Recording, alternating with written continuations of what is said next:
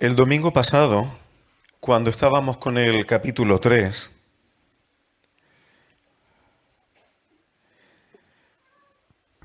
dice que el Señor estuvo disgustado con una generación por su incredulidad. Y el disgusto duró 40 años y tuvo consecuencias. Y incredulidad de una generación que no quiso entrar a la tierra prometida, que no quiso entrar al reino por no creer, por no fiarse de lo que decía el Señor. Se guiaron por vista, hicieron un examen de lo que Dios había prometido, hicieron una inspección ocular y cuando vieron las dificultades, se vinieron atrás y no solamente eso, sino que empezaron a contagiar a otros, tocando su ánimo para que se echaran atrás en el llamamiento que Dios había hecho. Qué fácil es afectar a otros tocando su ánimo para que decidan no correr la carrera que tienen por delante. Y en este contexto el capítulo 4 comienza diciendo temamos. Porque no sea que, permaneciendo todavía la promesa de entrar en su reposo, alguno de vosotros parezca no haberlo alcanzado. La promesa permanece. Y es la misma como ahora vamos a ver. La promesa de entrar en el reposo del Señor sigue presente. Pero hay quien parece que no lo alcanza. ¿Por qué? ¿A quién debemos temer? ¿A Dios o a las dificultades y gigantes que encontremos en la tierra? Jesús advirtió que el reino de los cielos sufría violencia desde los días de Juan el Bautista y los violentos lo arrebatan. Esto no es un llamamiento a una lucha armada, ni mucho menos. Pero entrar en el reposo del Señor sí es violento. Es violento para nuestras propias vidas. Hay dificultades, hay tribulaciones. El llamamiento y la profesión de Dios no es acepta al Señor Jesús y a partir de ahora todos son como nubes de algodón. Ese no es el evangelio del reino. Dice el versículo 2, porque también a nosotros se nos ha anunciado la buena nueva como a ellos. Y yo no sé por qué se ha traducido aquí la buena nueva, si era para suavizarlo, porque no encajaba en el esquema de traductor. Porque la palabra en griego es evangelizo. A nosotros también se nos ha anunciado el evangelio como a ellos. ¿Cuántos evangelios hay, según la Biblia? El apóstol Pablo lo dice en Gálatas. No hay otro evangelio, solo hay uno. En Apocalipsis hay un día en el que un ángel va a predicar el evangelio eterno. Un solo evangelio. ¿Qué envió a predicar Jesús? ¿Qué predicaba Juan el Bautista?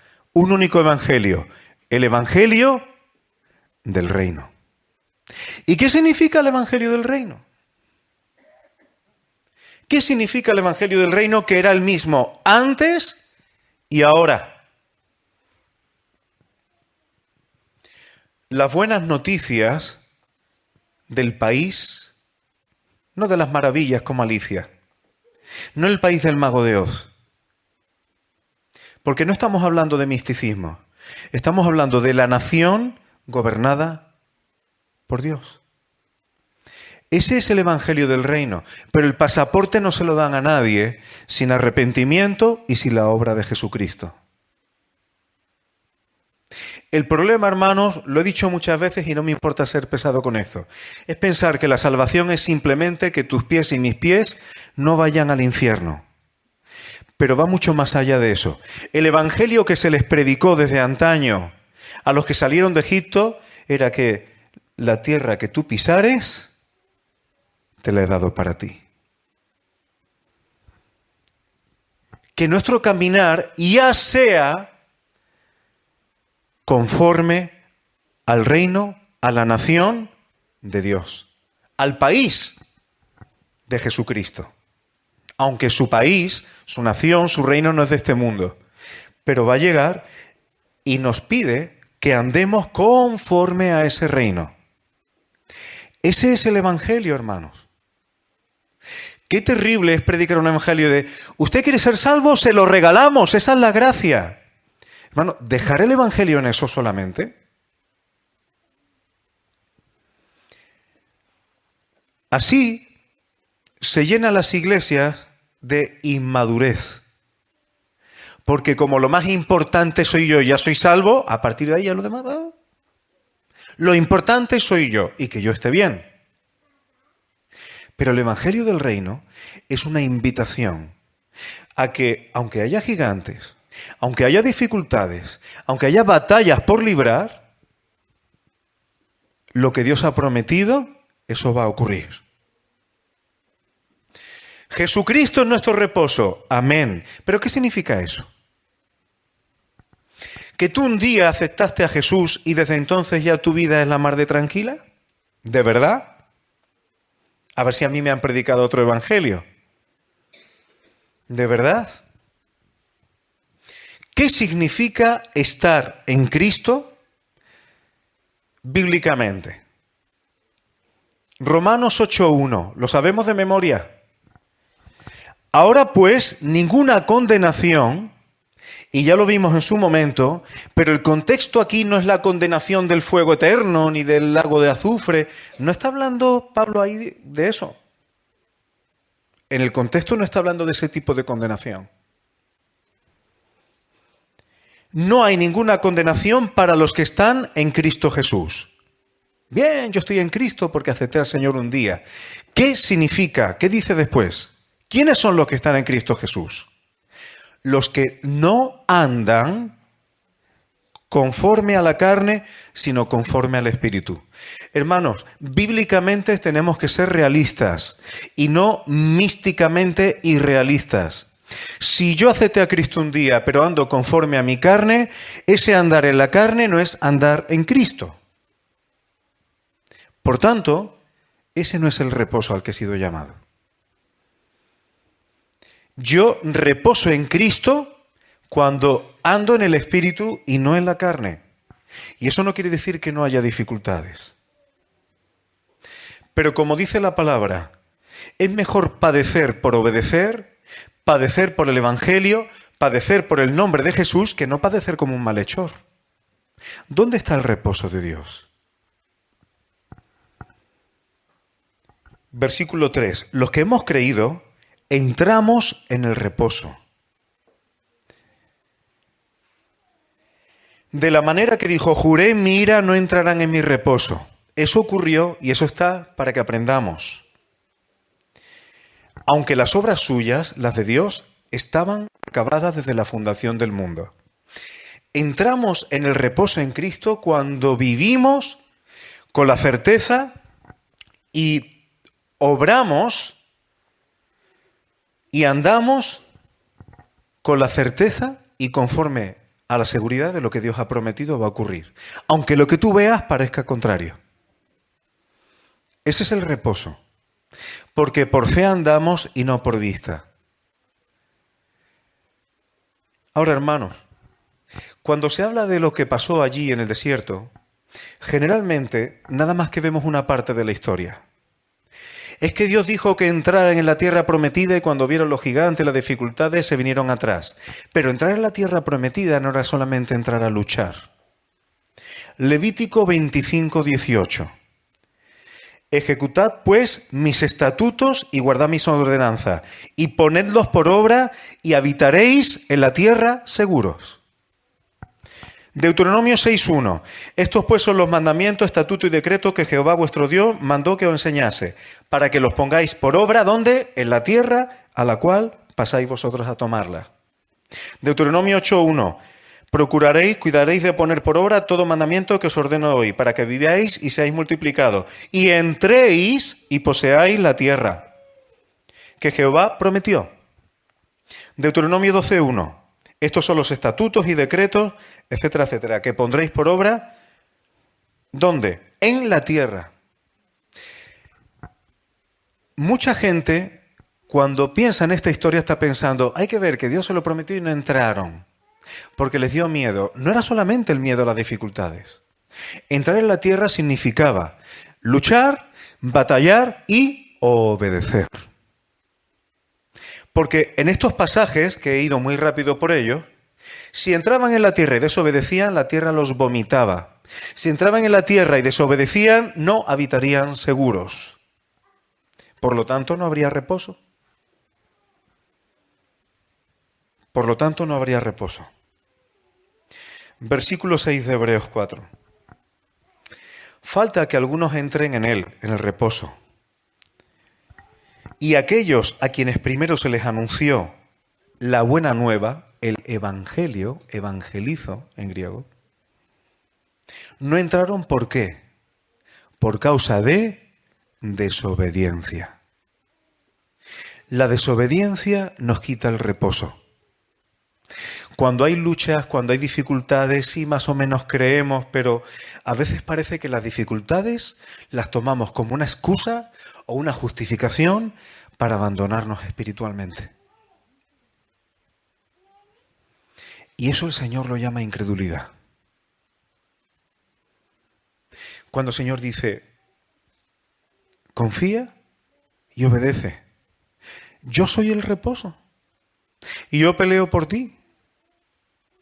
¿Cómo es posible que Pablo dijera, estamos en apuros pero no angustiados? Segunda de Corintios, creo que capítulo 5. Podemos pasar dificultades, aflicciones, apuros, pero no angustia o desesperación. Ese es el reposo, hermanos. Porque el ánimo angustiado, ¿quién lo soportará?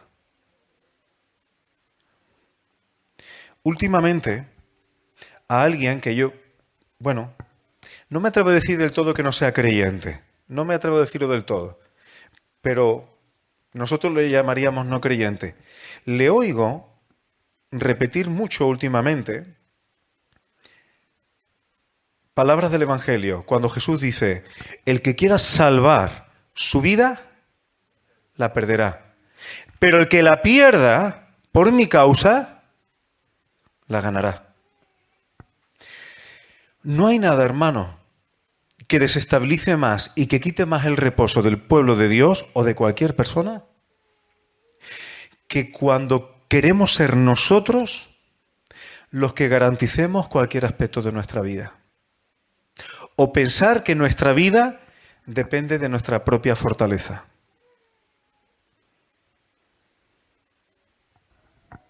Esto que este hombre repite mucho, que acabo de decir, es exactamente igual que lo que dice Hebreos capítulo 2, versículo 15. Y ya lo hemos visto anteriormente. Dice Hebreos 2.15, lo parafraseo, que muchos están sujetos a esclavitud, a servidumbre, por tanto a falta de reposo, por temor de la muerte. Y por temor de la muerte, el diablo tiene cadenas de esclavitud. ¿Cuál es el reposo de Dios? Que ni la muerte, ni la vida, ni ninguna otra cosa creada nos puede apartar de su amor. Por tanto, en batallas, en dificultades, no quiere decir que no impliquen aflicciones, que no haya sufrimiento, pero podemos estar seguros de lo que Dios ha prometido es verdad. Y no dejo de obedecer, porque hay dificultades. Al contrario, más dificultades, más firme en lo que Dios ha dicho. Porque el cielo y la tierra pasarán, habrá estruendos, habrá batallas, habrá inflaciones, habrá hambrunas, habrá guerras, habrá peste, lo que tú quieras. Pero el cielo y la tierra pasarán, pero la palabra de Dios no pasará. Ahí está nuestro descanso, hermanos. Por fe andamos y no por vista. Por eso dice el versículo 7 y vuelve a insistir. Si oyereis hoy su voz, no endurezcáis vuestros corazones. El que ha entrado en su reposo también ha reposado de sus obras como Dios de las suyas. Por eso, versículo 11, que ninguno caiga en semejante ejemplo de desobediencia. Dios ya lo ha hecho. Dios ya lo ha hecho. Pero Dios dice, ¿de qué te fías más, Efraín? ¿De lo que tú ves? ¿De lo que tú piensas? ¿De los que son más fuertes que tú? ¿De las circunstancias que no puedes manejar? ¿O de lo que yo he dicho y he prometido? Efraín, descansa en mí, persevera, obedece, porque ni una sola de las palabras que yo he dicho, que he prometido, faltará a su cumplimiento. Y cuando yo entiendo esto en el Señor, entonces no es que ya no haya más dificultades, es que mi alma y mi corazón descansan, porque no es el temor a la muerte o a las dificultades en mi propia vida lo que me sujeta a esclavitud, sino es el temor a Dios lo que verdaderamente me sostiene. Mejor temerle a Él que no a lo que pueda hacer el hombre. Por eso termina, y voy a ir concluyendo, hermanos, voy a ir concluyendo. ¿Por qué esto es importante? Versículo 12, porque la palabra de Dios, y hermanos, no pensemos en esto que es solamente la letra de la Biblia. Es la palabra que está en la Escritura, pero en el Logos, en Cristo.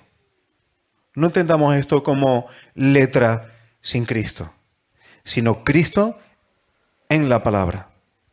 Es viva, eficaz y más cortante que toda espada de dos filos. Penetra hasta partir el alma y el espíritu, las articulaciones y la médula que hay en los huesos, y discierne los pensamientos y las intenciones del corazón. La palabra de Dios, hermanos, es real, pero también expone mi realidad. Si estoy en Cristo o no estoy en Cristo. Si estoy andando en su reposo o estoy buscando encontrar reposo a mi manera, según el mundo lo da. ¿La paz del mundo o la paz de Jesús? ¿Cuál será más firme?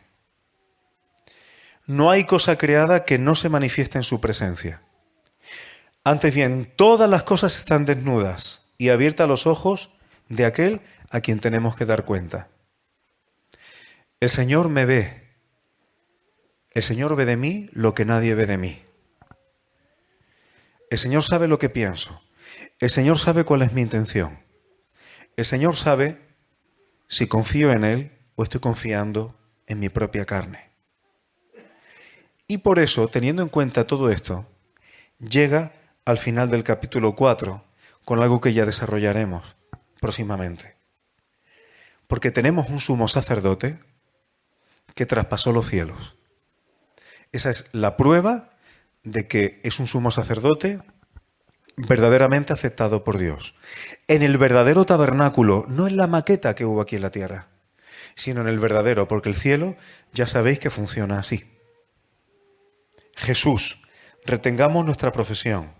Él te entiende y me entiende, porque Jesús fue hombre y sigue siendo hombre. El único mediador entre Dios y los hombres es Jesucristo, hombre. Y Él sabe cuál es nuestra debilidad. Él sabe cuáles son nuestras dificultades. Él fue probado en todo. Y a lo mejor decide que tú y yo también seamos probados. Pero Él fue sin pecado. La pregunta es, si el Señor nos prueba, que nosotros, si somos probados, estemos sin pecado.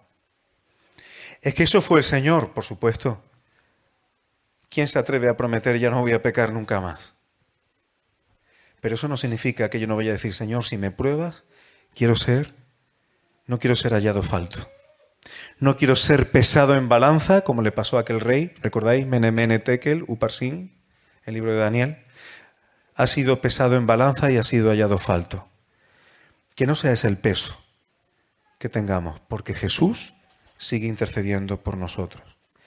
Acerquémonos al trono de la gracia, ¿para qué? Para alcanzar misericordia y hallar gracia para el oportuno socorro. No necesitamos socorro si no estamos en dificultades. La gracia significa socorro en medio de la aflicción. ¿Pero para qué? Pedro, Satanás os ha pedido para zarandearos.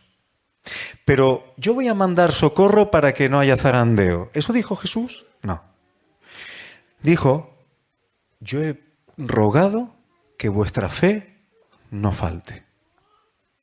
Hermanos, que andemos en reposo, porque Dios ha acabado sus obras ya. Que no vivamos como si eso no fuera así. En temor, en la carne. La palabra del Señor es nuestra certidumbre. Esa es nuestra confianza. Bendito sea su nombre.